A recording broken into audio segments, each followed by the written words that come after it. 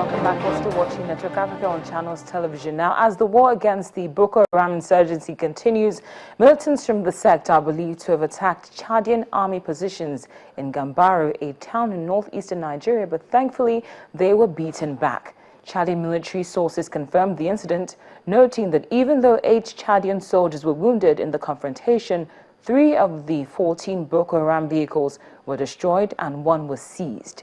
Chadian troops are in Gambaro as part of a regional offensive against the sect, whose militants have staged several cross-border attacks over the past week as part of its campaign to establish a caliphate. Now, there are reports of rapes, child trafficking and other abuses in camps for people fleeing from the militant group Boko Haram. As a result, the National Emergency Management Agency, NEMA, has formed a panel to investigate the allegations. NEMA's investigation is a response to a report published by Nigeria's Calabar-based International Center for Investigative Reporting. The report alleges that hundreds of young girls have been trafficked from internally displaced persons camps. Many victims were from unregistered makeshift camps established when official camps could no longer cope. It also quotes an unnamed nurse as saying many children were brought to her hospital after being raped in the IDP camps.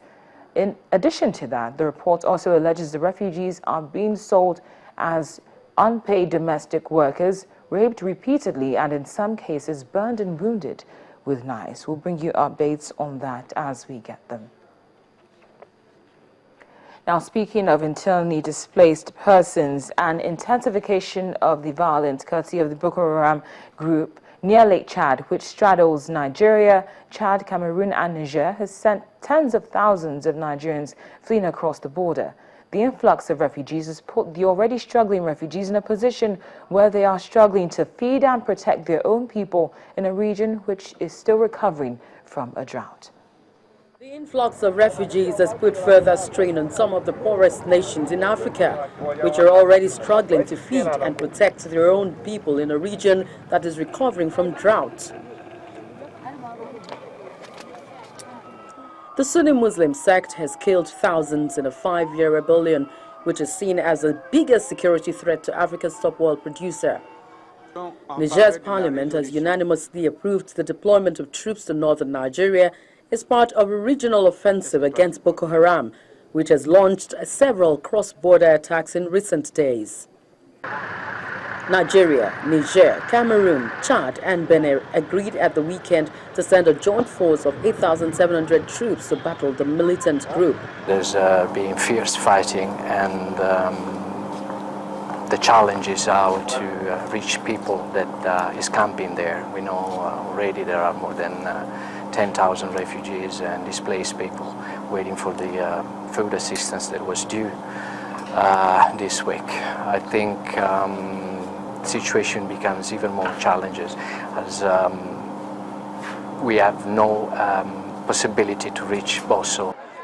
For the thousands of refugees living in makeshift camps, the UN's World Food Programme plans to reach 238,000 people with food assistance over 12 months.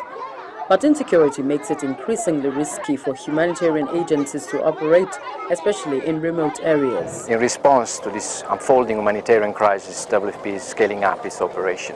The situation is critical and alarming if you consider that 1 every 2 persons crossing the border is food insecure and 1 out of 3 children is malnourished.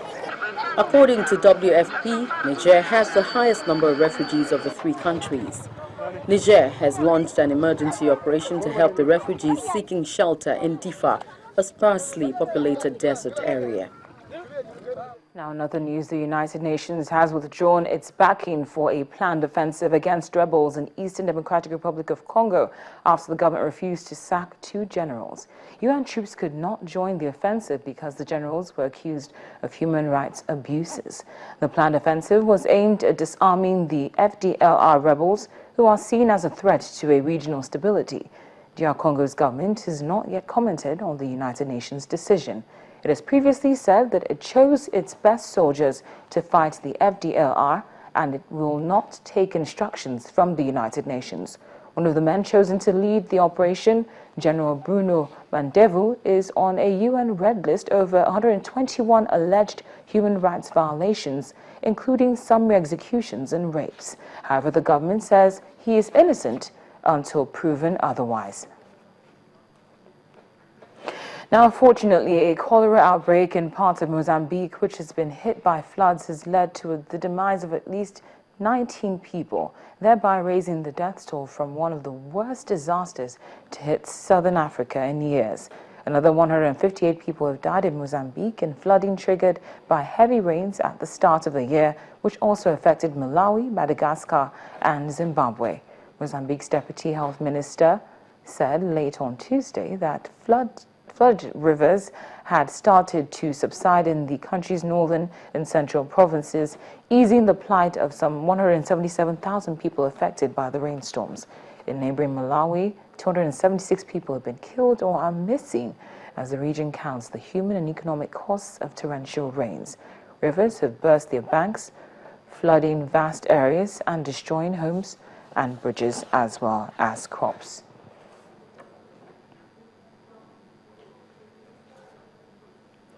Now, finally, on Network Africa, with power outages now a daily reality in South Africa and expected to last for the next 3 years, business and individuals are taking matters into their own hands.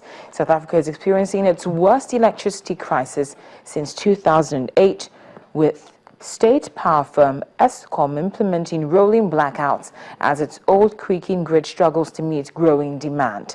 Some huge companies and households have decided to sort themselves out by becoming self-reliant on power supply in a country that has barely raised installed capacity since apartheid ended 2 decades ago, despite millions of households joining the grid.